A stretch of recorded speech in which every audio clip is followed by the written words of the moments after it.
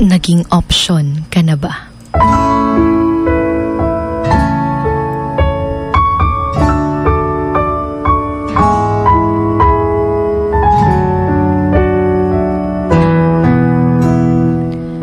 Yung tipong sweet siya, kaya akala mo gusto ka.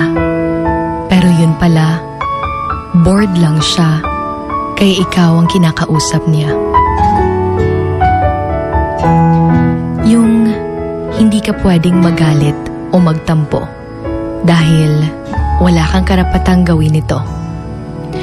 Mahirap yung no matter what will you say or do, you will be the second choice.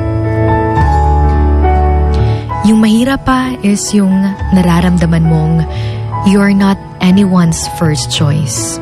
Yung kahit gaano ka pa kabuti, gaano ka pa kabait, kahit gaano ka pa kagaling, pero hanggang option ka lang talaga. Kagaya na lang kapag may galang magaganap sa circle nyo, tas yayayain ka lang kapag ando na sila sa location. O di kaya saka ka lang maaalala kapag kailangan ka na. Sabi nga nila that there comes a time that you have to stop crossing oceans for people who wouldn't even jump puddles for you. If someone really wants you in their life, they will put you there. They will choose you.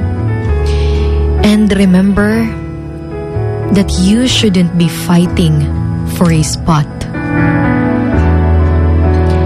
Dahil kapag mahal na mahal ka, pipiliin ka.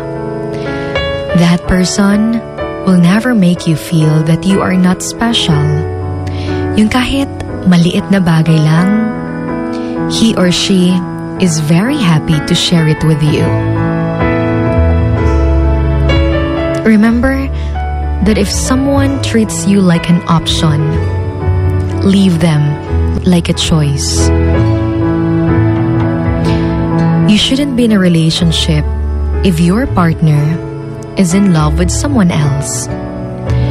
Mahirap kasi yung minsan nag-overthink ka pa kung ano yung nakita niya sa iba na wala sa'yo, at yung masakit pa doon, yung hinahayaan ka niyang mag-overthink at maawa sa sarili mo, kakaisip na hindi ka pala kamahal-mahal, na pang-option ka lang talaga.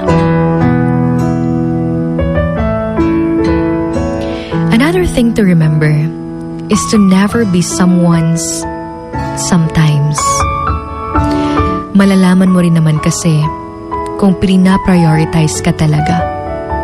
That is when he treats you well, he treats you better, and he makes you feel na sure talaga siya sa'yo. Never settle for someone who only makes an effort when it's convenient for them. Balang araw, marirealize mo rin na you're never asking for too much. You were just asking the wrong person.